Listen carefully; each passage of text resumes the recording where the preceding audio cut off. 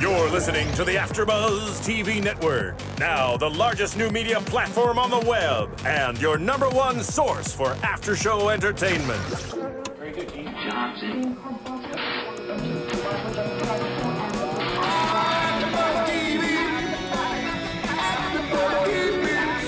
The AfterBuzz Studios in Los Angeles, California. Presented by Maria Menounos and Bing.com and streaming live thanks to Akamai Technologies. This is AfterBuzz TV's Rookie Blue After Show. We'll break down tonight's episode and get you all the latest news and gossip. And now, another post-game wrap-up show for your favorite TV show. It's AfterBuzz TV's Rookie Blue After Show. Negative K, nothing further. Just see the cabbie in the corner.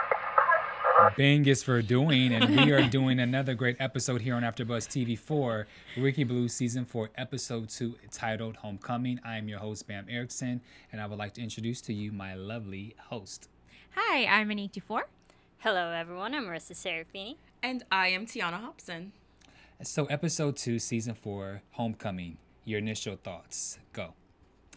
I actually really liked it. Mm-hmm. I'm glad, like you said, I'm glad they're back to the whodunit part, because then it makes the show. Yeah. Yeah. I liked it. I liked it. It was funny. There was more humor in this episode compared to the premiere episode last week. And, yeah, it had more personal storylines compared to just this whole big crime storyline that we got last week. I liked it, too. I thought it was better. I agreed with you last week that, you know, it was good last week, but I like the whodunit. It's what makes it a cop show. And we need that factor in there. We need them solving crimes in order to really appreciate the show. Agree. And everyone was involved in some sort of way, whether if it was a small part or a little part. We got to figure out what's going on in their lives. And so let's go into the big thing that happened. So there was a proposal. Yay! So Best proposed to Noelle, who was coming back on the first day, and she's thinking there's this big crime scene, and she opens the bag, and Gail and Collins that was pretending. Dove. Gail and Dove. And Dove, they were pretending to be dead on the floor, and she's like, "What's going on?" And then this nice garage opens with all the officers. And then Best proposes. Did you guys think that was like romantic? I thought it was, because if you're coworkers and you work together every day, I thought it was nice that they involved their police family, because at this point, you know, everyone at the 15th is family, and to have everyone involved in it was just the icing on the cake. I agree, and it had that police humor. Everyone, you know, they're all police, they're all friends, so I think everyone could understand that this is just for fun. And it was something, you know, a family gets together for a nice engagement. Yeah, I thought it was really cute.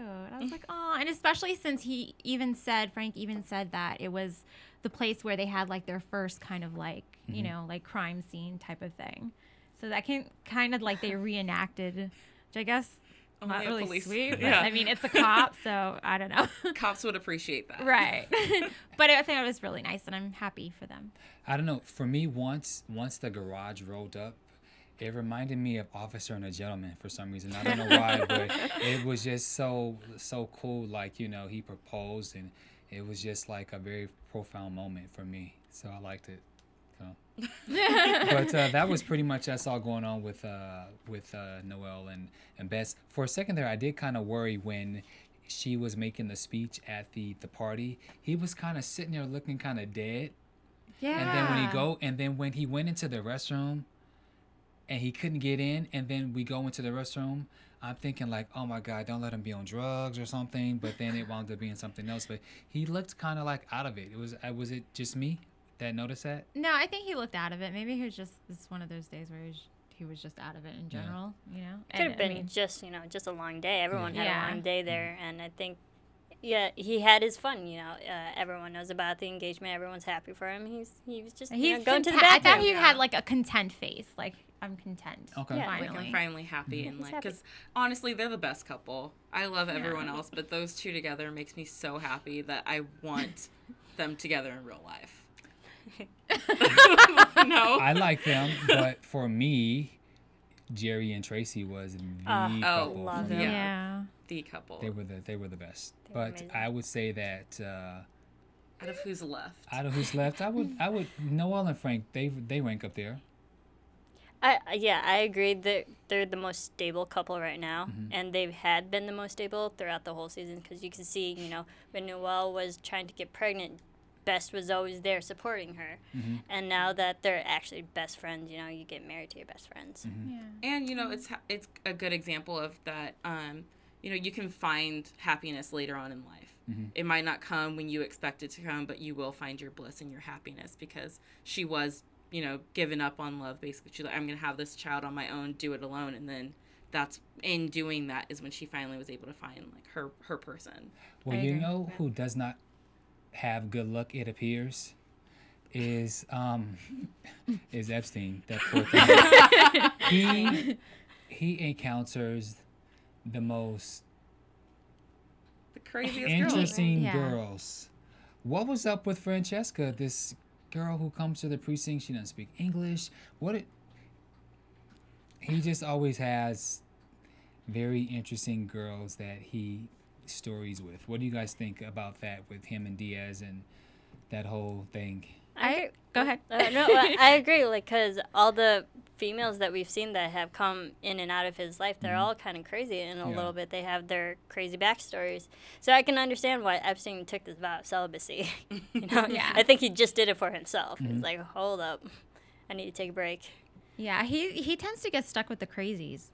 Like, even with, like, cases and stuff like that, he's always stuck with, the crazies, like... Yeah, he's always stuck with, like, you know, the out there, you know. Or the charity cases, Yeah, exactly. Yeah, the only thing I really took away from the Francesca storyline was they used it as a way for him to highlight what's great about being in the city, so that his boyfriend Diaz, he could kind of they are like a couple. I know, they have a bromance. It's so cute. And it's so cute, and you can tell that Epstein really doesn't want to lose his buddy. He was reaching hard tonight by trying to link examples of how great the city is to a girl who he can't even communicate with. In that, like, trying to make Diaz stay. But that was the only thing I got out of that. Other than that, I was like, Francesca, I mean... She really had no point. Yeah, there's no point. Why she was a part of the shootout, I don't know. She had no point, and it was already touched that he's refraining from sex, so... Well, he was. It was, it's nice to, I was going to get to that. Okay, sorry. I jumped. I mean, I don't know. It was like a ABCD storyline or something for the night. So. Yeah, it was very. Yeah, so I don't know. We'll figure out what's wrong with this Francesca girl, because all the girls that he deals with, they're never sane. So I'm sure something's gonna happen with them, but maybe we can talk about that in predictions. What do you guys think about? What do you guys think about Gail, Peck, and Collins? I think they're cute, and I think they will actually last a bit longer, because you see Gail, she's initially still upset with Nick for leaving, but her way of showing affection and love, you know, she gives it as she's just giving a person a hard time. And so I think she actually genuinely cares for Nick, and she'll eventually just get over the fact that he left her. I think she likes him more than he likes her. I don't know, maybe that's just... This episode, I got the feeling that he was forcing himself to make the bigger steps with him, especially after talking to the wife in this scenario, how she said, you know, I had my happiness, I wish I'd known about it sooner. And then after that, you kind of see him looking over at Andy a bit this episode. And so I took it as he's trying to force it more, because that's the right thing to do. Yeah. I think that if Gail continues with this, for me, childish behavior, Nick can he can possibly go to McNally. I just think that for her to blame him for not calling or texting for 6 months, Gail, he was undercover. He can't use his phone, and by you being a cop, for me, this whole relationship between these two, it totally loses me, because she cannot be so wrapped into her emotions, Miss Tough Girl. She's now wrapped into her emotions that she's forgetting that he's undercover, he's a cop, and that has to take #1 priority when he's undercover. I don't understand it, and especially when she was kidnapped last year, and she should know the severity of when someone is undercover. He has to do his job. He can't call you. I'm sorry. Like, you need to get over it. He's there now. And rather than do certain things and slap me, like, I don't know. I mean, if she was a civilian, I could see that she wouldn't quite understand, you know, why couldn't you just call me? Why couldn't you just let me know? But being another cop, that's the one person who should understand his job better than he even does. Like, if she was in his shoes, she would have done the same thing and made the same choices. They say that, you know, actors a lot of times say when they're together with another actor, you know, they get it. They understand, you know, that I'm going to be gone. And so it's a lot easier to have a relationship with someone in your field because they should understand. So Gail should understand where he's coming from. Or maybe, I'm sorry, go ahead. That's okay. I get that she got angry at first, but then it's like you see that he's not coming home and you see that McNally's not there. It's like she should have realized, well, hello, he's undercover. He can't call me. You know, he can't. It's not like they would have just disappeared off the face, you know. Yeah. I mean, they know. But it was revealed once they had their morning meeting that the two of them had been gone for 6 months. Welcome back. So she knew that he was gone.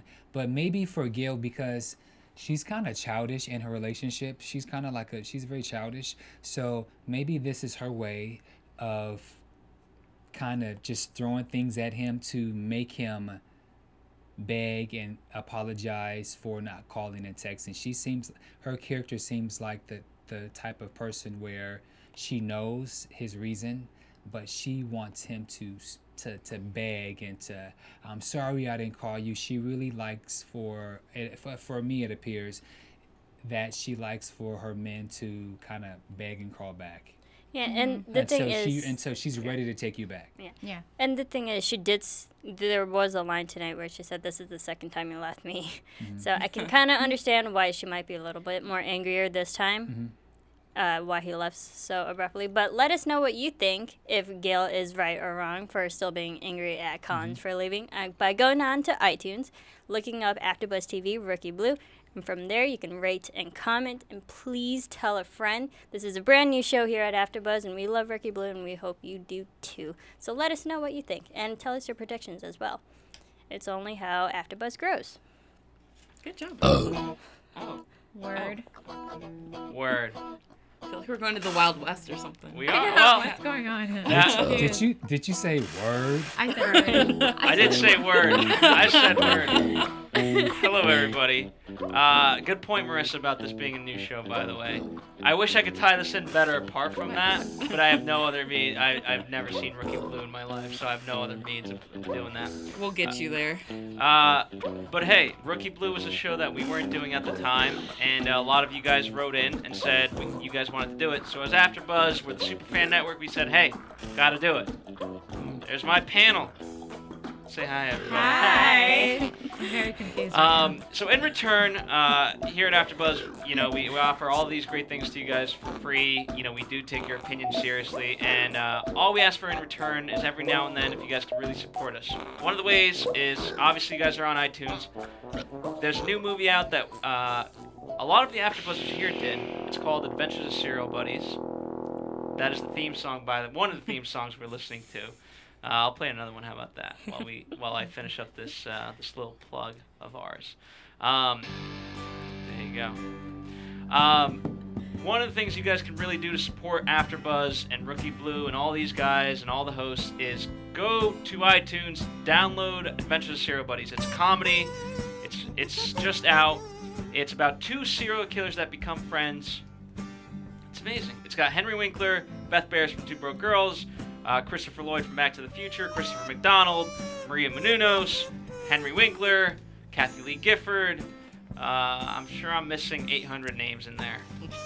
But it's hilarious. It is very, very funny. You will not regret it. And again, it really helps us out here. So now, without further ado, back to Rookie Blue. It's available on iTunes. Yeah. Yes, it is. Can we continue with this for a second?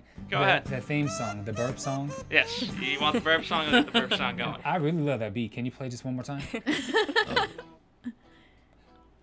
It's very Western. Yes, but the beat's hard.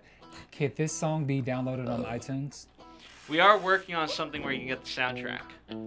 For now, I guess you could just listen to the movie. It literally, you'll see it's a motif in the movie when these guys are doing something mischievous. And I hate to call them serial killers because they're never really meant as serial killers. You never really look at them that way because they're complete idiots. It's like Dexter meets Dumb and Dumber, but more like Dumb and Dumber. They're buddies who kill. That's right. And so fans, please tell a friend, spread the word. It means a whole great deal here at AfterBuzz TV. The song should be on in the club. I can't get onto it. No? I'm the only one? Okay. And you can follow Serial Buddies on Twitter at serial_buddies. Yeah. Well, thank you for that. I love that song, so I can't wait till it's available on iTunes so that I can download it, and then you guys can download it, and then you can bump it in your cars, and then maybe request it at the club when you go to the supper club on Tuesdays. Hey. All right, so now let's go into this little foursome storyline that we had going on with McNally, Cruz, Shaw, and Sam. So Shaw and McNally, they were driving. They were partners for tonight's episode, and so there was a lot of bonding. Would you say? Yes. There was a lot of bonding between the two where he's not happy at home, but she thinks he's happy at home, but he's really going through something. McNally's kind of going through something, so they kind of needed each other. What did you guys think about their little bond this week? I thought it was completely healthy because we think that from last week, we think that Ali has gone back to his wife and he's happy again. He's with his family. But then I think because Sam has this new girl in his life that he doesn't really have Sam to go to tell his personal problems. Yeah. So now Andy's back. And so Ali has another companion to speak to. Mm-hmm. I think it was really therapeutic for both of them to have the other person there to kind of reach or open up to, because Andy, it's her first day back on the force. She has to now see the guy who's broken her heart twice now, with another girl working and being in a relationship with her. And I mean, I think there's still a lot of unresolved feelings with that, which we'll talk about later, but I liked seeing them together. It felt very father-daughter type of relationship where it was very easy for them to open up to each other. I think they can relate to each other a little bit, some of the stuff that they're going through. Yeah. I mean, it's not exactly the same, of course not, but I just think that they're always going to kind of to have someone to lean on. And another thing, it was originally Andy and Cruz together, and then Ali stepped in and he was like, oh no, I'll take her. Don't worry. So I think it was just Ali's way of looking out for Andy again as well. Right, but we knew, I think we predicted that they would eventually be partners together. So we knew that was going to happen, but I guess we'll see that for the next episode. So I thought that was kind of cool. And then when McNally and when Nash was jogging, they ran into Cruz. I thought that was kind of cool too. So now, what do you guys think about the Cruz character? Was there any more development that you guys? She kind of gave Andy. I mean, Andy came in with her news about the case and wanted to go straight to Sam, asked where he was, and she kind of shot right by Cruz. But then Cruz was up there later on when Andy's like, "Yeah, so see, I was right," and she kind of gave her stank face, and I didn't appreciate that because I was like, "Pump your brakes, girl! Like you just got here. I don't know you well enough. You're picking on my girl Andy." So I'm not Cruz's biggest fan. But I don't think I'm supposed to be. I honestly don't like her, and I think she needs to go.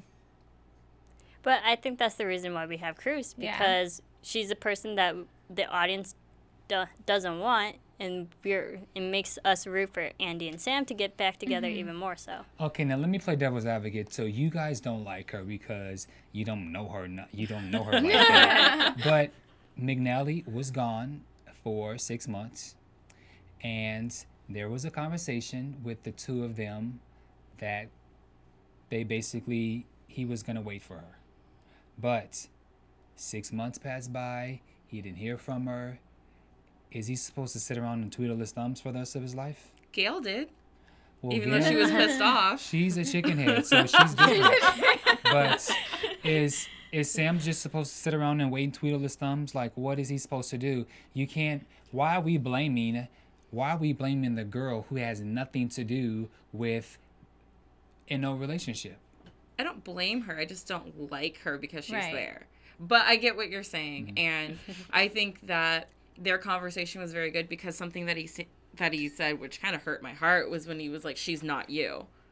That was a low blow on his part because that's so horrible to hear as a human, just in general, to have someone be like, "Well, it's simple, it's easy. She's basically not you. She's everything opposite." But it's also missing the kind of passion that Swarek and Sam have. He said that she's smart, fun, not complicated.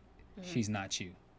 I actually saw Sam saying that line as a good thing towards Andy, because it just shows that Sam actually misses Andy. Like, she's not you. Not like she's not you, kind of deal. Like, Andy's actually the person that he wants. But his tone at that moment. Yeah, it was kind of like... No, I got the tone that, like, he wanted Andy. But her response wasn't like... She wasn't, like, baffled by it. She kind of took it kind of neutral. I don't know. She didn't take it in a negative way for me. But I do think that Sam was giving a diss to her. I think it was meant as a diss, but but it's not really a diss because what the craziness between them is like that sexual tension that's always there with Andy and Swarek. I didn't feel it today. I didn't feel it today, but what he's saying about Cruz is basically like, it's easy, it's breezy, but with Sam, like, you have to fight for it, and they're constantly bickering, but not in a bad way. It's like they're constantly pushing each other to be better every day. And sometimes who want to deal with all that? Yeah. But it's like he's saying that, like, she's exhausting. Yeah. She, like, exhausts him. But I think sometimes those are the best relationships. You have to make them work if you really, really have your heart into it. Well, he said he was going to wait. He didn't.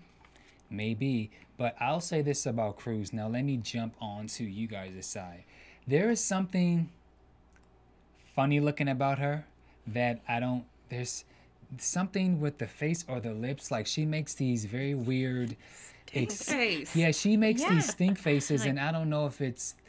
I mean, I'm not in any regards, making fun of her appearance, but there's just something about the expressions that she used as she's acting that, I don't know, it's kind of like a stank face, and her lips are kind of like, there is something that kind of turns me off about her, like she's trying too hard to be stank. Exactly. Does that make sense? Yes. I get it. Like she's being the bad person. Yeah, she's trying too hard to, like, fit in, so she wants to play like, one of that kind of whole little attitude thing. It's like, Andy's back. Like, now I have, this to deal with instead of, you came on to her. Yeah. She was gone at the time, but this is still Andy's home. Like, she's been there the longest, so. But she's totally, I'm sorry, she's totally threatened by the fact that McNally's back, which is why she's making those. She must have different stank faces, so we should name them like stank face number 1. But she did say the line like, "Oh, I heard a lot about you, Andy." So I think she just knows that she has competition again, so she's going to do her best to hold on to Sam. Yeah. But I did love the line where Andy was saying that she used to run 5Ks every other day, and then when Cruz said she just did a 10K, and Andy was like, "Okay, we're gonna go again." Yeah, the competition. I thought that was cool, but I don't know. I wish she would. I don't know. There's just something about her, like I said, that just kind of rubs me the wrong way. But now, what was interesting was when they were in the bar after the whole whodunit was over. She went to where Sam was and she was kissing or whatever. But again, McNally, she seemed unfazed at all. So, is she over Sam? Is she just in a good spirit? Is she in a good mood? Is she fronting? What is she doing? I think she's fronting right now because she doesn't want him to see her, especially after the conversation they had just had. But I think when she stepped outside and talked to Shaw, I think that's when it really hit her. Like, you know what, the it's not over yet. So, but she wears her heart on her sleeve, so she's not that good at pretending that she's not over him. But she just seemed unfazed to me. I don't think she's over him because there was a quick moment where before Noelle gave her speech, like immediately before that, she had this quick glance to Sam, and then after Noelle's speech, Sam was looking at Andy. So they both do want each other. Yeah, I was gonna say that too because I just saw like that little like spark type thing. Like, okay, yeah, you know. They both still have Did feelings. you miss me? Type of thing, yeah. Yeah. All right. Well, let's get into the bank robbery. What do you guys think?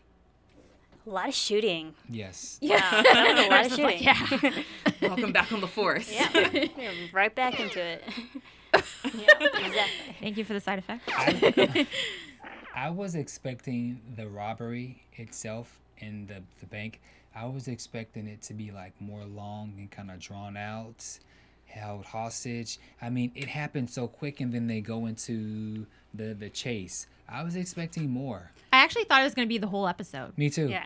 I thought it was going to be the whole episode. I thought the resolution of the bank robbery was going to be a lot longer and a little more difficult because all it basically was a lot of shooting, and then Andy didn't even finish her sentence before he kind of gave up the woman, and I was like, whoa, that's all it took this whole time was like 3 words out of her mouth. Yeah, I agree. The resolution was way too fast, but that's the other thing that I did like about this. They didn't focus on the actual case they were solving. This episode was more focused on the personal relationships between everybody.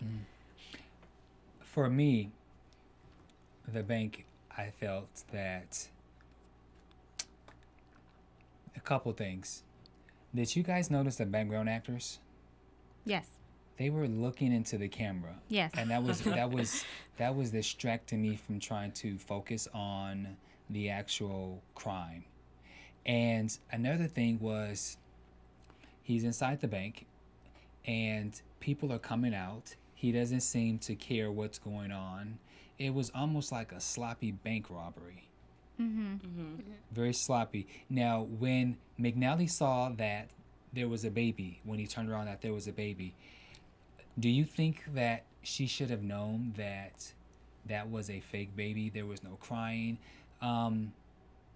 I mean, after, of course, Miss Hater herself, Cruz, came in, saying that, it's the baby's fake. And now she didn't put her down, but she did say that, these new type of, these baby dolls are really hard to spot and they really do look real. So she didn't throw shade, but it did kind of make me think, like, that's the moment for me where sometimes McNally, after 4 seasons, she still thinks like a rookie.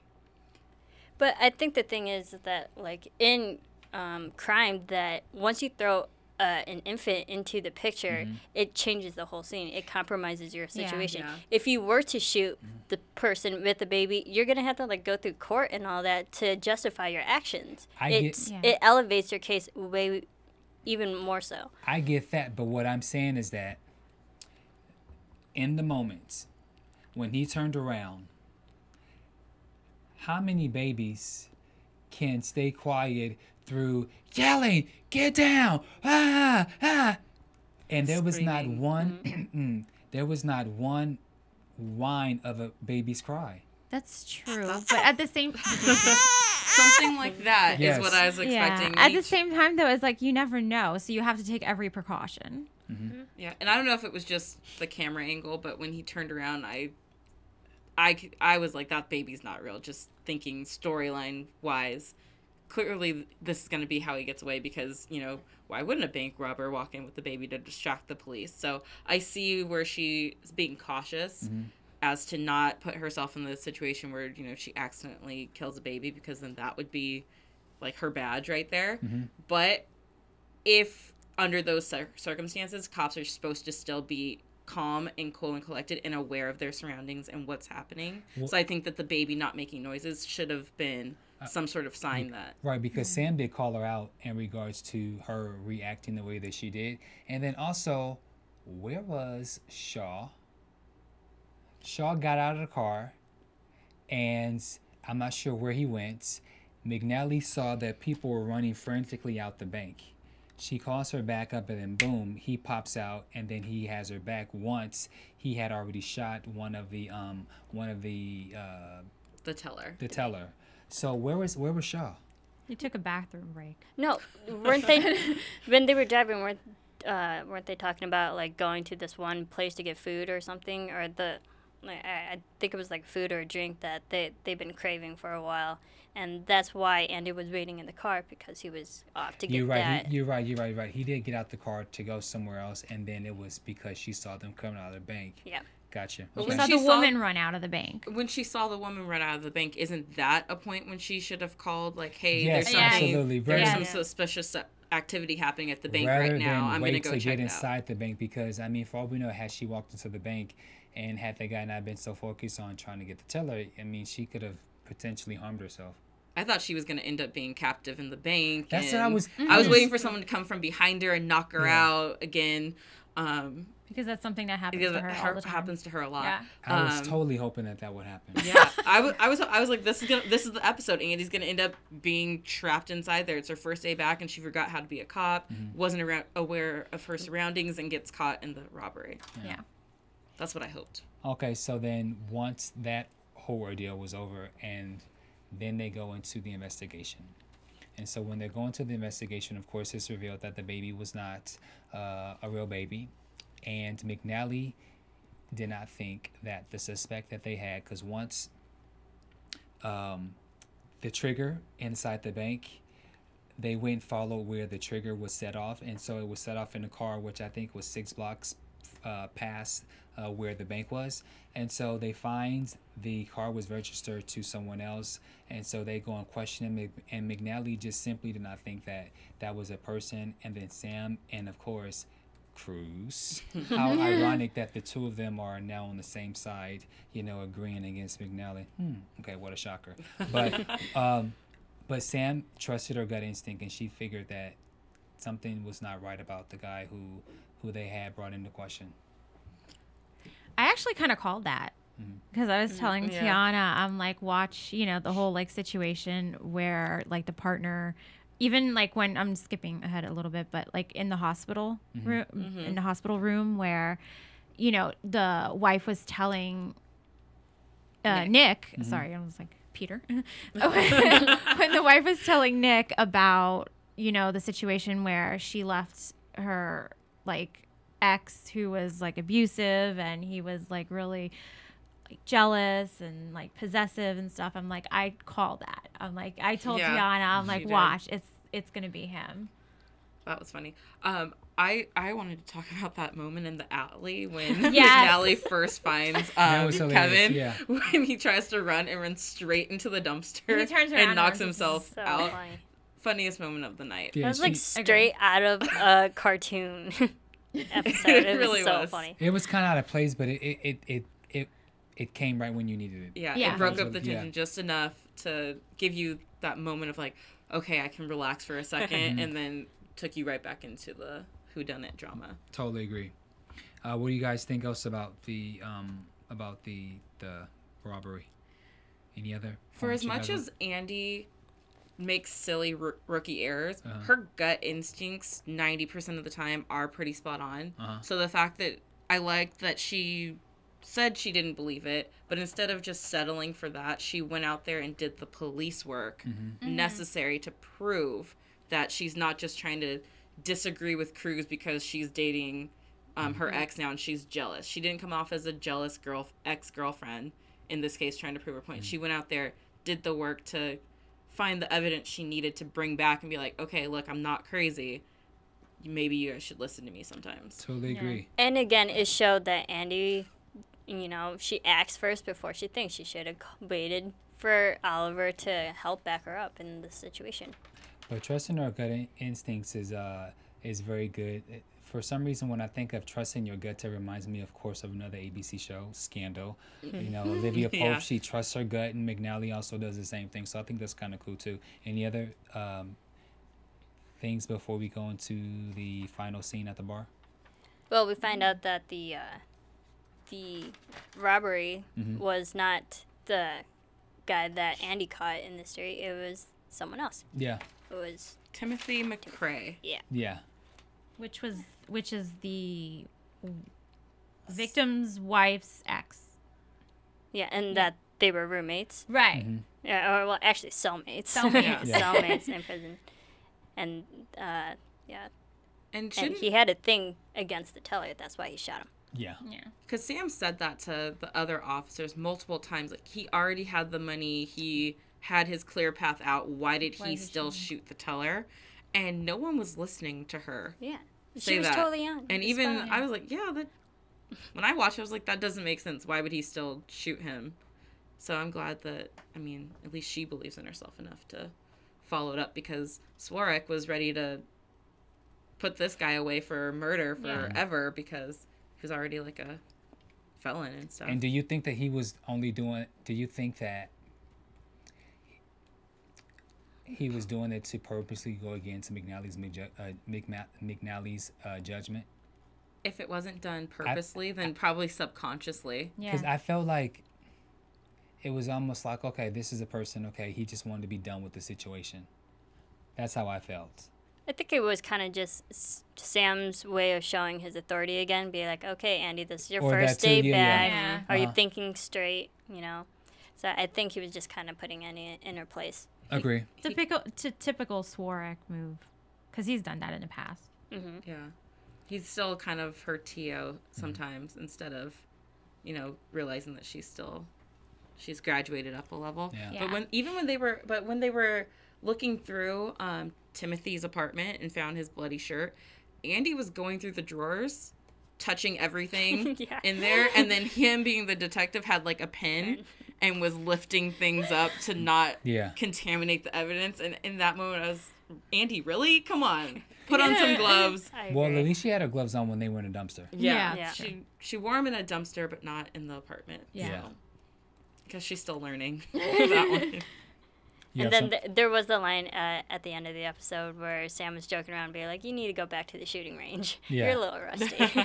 I did like that too. Yeah, and then they had their little banter back and forth. But again, even when they were having their banter, I didn't see that lustful connection that you normally see. To me, it just felt like two exes who have gone on about their business, and it's over. I felt like it was two exes who were holding back and not saying what they actually were feeling and trying to pretend like everything was okay. Okay. Well, there were some other things that went on in the bar. So basically what happened is there was the engagement party for Bess and for Noelle. And so basically everyone's there. Noelle, she makes this great speech about how, you know, she has waited all of her life to find someone, and she's been able to have the love of her life, which is her baby and her man, as she said. So that was really good. And from there, you just kind of start to see a lot of love ponder and kind of spread throughout the room. You saw Gail and Gail and Collins making out, and Bess is like, get a room. And then of course Dove and Chloe at the bar. This Chloe chick, man, she was a little ditzy. She came out of nowhere. Yeah. Completely random. At first, I thought it was like a setup from like another. I thought she was a paid escort. Yeah. Me too. Maybe Diaz was kind of, hey, buddy, you really need to get some. So I'm going to send this girl so you stop bugging me about not leaving you. Yeah. And then, of course, there was, and then it was the whole bathroom fiasco where he now loses, not his virginity, but he loses his celibacy. He breaks his vow. He breaks his, What did you guys think about that? Were you shocked? No. No, because you can see throughout this whole episode, Dove was getting a little antsy. He was kind of wanting it, so I'm not surprised. He was being tested left and right, and at some point, you're going to give in to the lust side, no matter how hard you fight it. Now Diaz and Nash was not there. Nash didn't go because she wanted to stay focused, and it just being at work really takes her mind off what's going on in her personal life. Of course, you know, her ex-fiance Jerry being married. Did you think for a moment that maybe that Diaz and Tracy Nash would kind of get a little closer? No. No, I didn't see that. I see that Tracy is having a real hard time with what happened with Jerry, and she's, as much as she wants to say that maybe she's okay, she's really not. And at the same time, is like, who has her kid? Exactly. I mean, I know She it's has like a babysitter. she has a babysitter. Or doesn't she, like, you know, Or it's her kind mom of, or someone. It feels like she's like just like working and working and working and just like not like taking care of and like not, you know, putting a front and saying, okay, this is my problem. I'm having issues with this and this and this, and I need somebody to talk to. Instead, she's just like in her work, and you know, there's no baby, there's no. It's just, I don't know. She looks really thin. She does. And that big hair. She Yeah.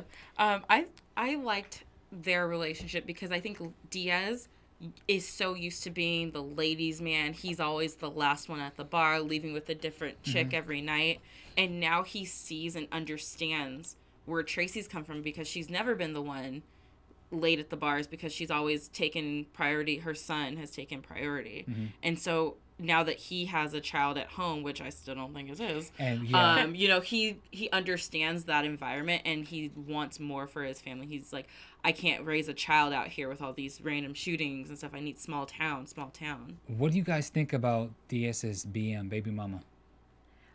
Yeah, I don't like her. I honestly don't think Diaz is gonna last long with her, because at the end of the episode, we see her say, "Are you coming to bed?" And he was like, "Yeah," but she just gives this look like, "Okay, yeah, like I believe you." So I don't think their relationship's on good terms right now. Like, I think they're kind of growing tired of each other. Yeah, there's definitely something to where, you know, they're not sleeping in bed together. He's, you know, I go to bed later, and maybe he's falling asleep on the sofa, but you can tell there's some problems going on in their relationship. What do you think? Don't think that, first of all, I don't think he's the father. I also think that the only reason why she came back was because she needed money and needed help, and she knows how he is. I think she's totally playing him like a deck of cards. Yeah, definitely. Yeah. Totally. Yeah. Definitely. I think Diaz is just doing all this for her out of obligation, not out of real love. Yeah, he totally wants to do the right thing. And you can tell they're just annoyed with each other. And maybe when they move away, maybe the annoyance is mostly because they're in such a small space. There's 3.5 humans living in a 2-bedroom apartment that should not be normal. You know, they have the baby, they have Dove, they have those two. So it's tight spaces, tension's just high throughout there. So maybe they're thinking once they get out and get back to, I forget where he's transferring to. Timmins. Yeah. Once they get there, everything's going to be better, because it's just going to be them. They're going to have their personal space back. We will talk about the transfer doing predictions, because I have something to say about that. Let's go into news and gossip. AfterBuzz TV News. Oh, okay. I'll go. The ratings for last week, the premiere, were up 18% from the season 3 finale, but it was still down a little bit from the premiere of last year. So, I mean, but that's still good. It was up 18% from the season finale. So, good job. And then I wanted to talk about this crazy schedule that we have a little bit of. So, we got 2 weeks of new shows. The show's going to be off for 3 weeks because of the NBA Finals happening. So it's due to come back on June 27th. Go Spurs. Go Spurs. Go Spurs. West Coast, best coast. And then it's off for another week after June 27th. And then after that, it comes back on July 11th. And then we'll get 10 straight weeks that will take us through the season finale on September 12th. So it's a little crazy. So stick with the schedule, guys, because it's hard when they when they split up the season like this, but stick to it, because we will be here every week. Yay. That's my news and gossip. Okay. Any other? No. I did find out from YouTube. One of our viewers said that, okay, I'm going to mess up her name again. Unica? Unica. Unica? Oh, Unica. Unica. It's Tracy. Tracy. Yeah, Tracy. it's actually Unica Ukuma. Tracy's actually, she's actually 36, because we were debating how old she was and stuff like that. Right, because I said I saw her in Double Jeopardy back in 1999. Right. Yeah, so she looks very good for her age. She totally looks like she can be a rookie cop. Yeah. But she's athletically built, and you know she physically takes care of herself, so she ages well. Yeah. All right, well then let's now go into predictions. And now, your AfterBuzz TV predictions. And being that we're only 2 episodes in, you know, we're gonna have to really hold on to these predictions because it's gonna be a minute before we come back and reconvene for the season 4. So let's start on the end. What do you think? Well, I'm really excited to see Cruz and McNally bicker as partners because I think that things are finally going to start coming out, true feelings, and I can't wait for a bitch fight. That's just going to be fun. And I think that Diaz is going to move away to Timmins. He will be gone for a good amount of time, and that he will come back because he finds out that that baby is not his. So he moved away for nothing, and he will come back to the 15th Division. He's not the father. Yeah, I agree. I think Nick and Gail's going to get upset with Nick when she finds out that Nick and Andy had this faux relationship during their undercover scheme there. And I think Gail's just going to get upset and make it all about her again. And then Nick's going to get angry and leave. And they both just took my predictions. Okay. Well, okay. I'll go to my predictions. I think this whole DS and this transfer thing is like, okay, either transfer, be gone, or leave it alone. I'm tired of hearing about it. And so I think that it's going to be revealed that he's not the father. And I'm thinking because Tracy kind of needs some kind of, Nash needs some kind of storyline. I think maybe she will be a part of discovering that that's not his child. It's kind of far-fetched. She'll help with the or investigation. she'll help with the investigation. And then I also think she's gonna have a breakdown. She has to have a moment this season where she's like, you know, I lost the love of my life.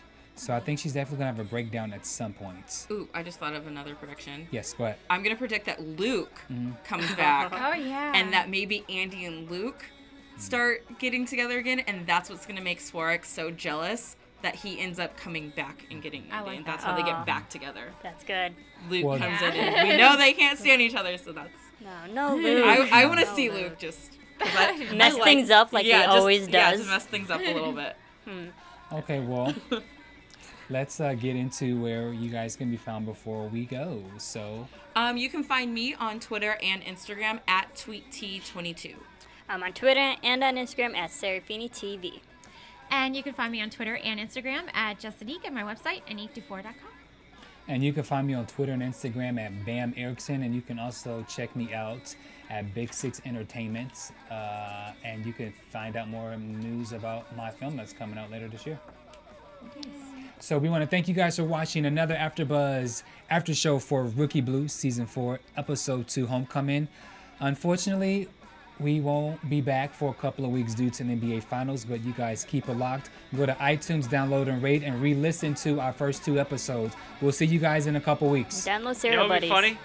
If you guys recap, like, there was a lot of basketball in this damn show. Nothing happened but basketball. I can do that. Why is Tim Duncan here right now? I'm all for basketball. Yeah. From Bing.com, executive producers Maria Menounos, Kevin Undergaro, Phil Svitek, and the entire AfterBuzz TV staff, we would like to thank you for listening to the AfterBuzz TV network. To watch or listen to other after shows and post comments or questions, be sure to visit AfterBuzzTV.com. I'm Sir Richard Wentworth, and this has been a presentation of AfterBuzz TV. Buzz you later. The views expressed herein are those of the hosts only and do not necessarily reflect the views of AfterBuzz TV or its owners or principals.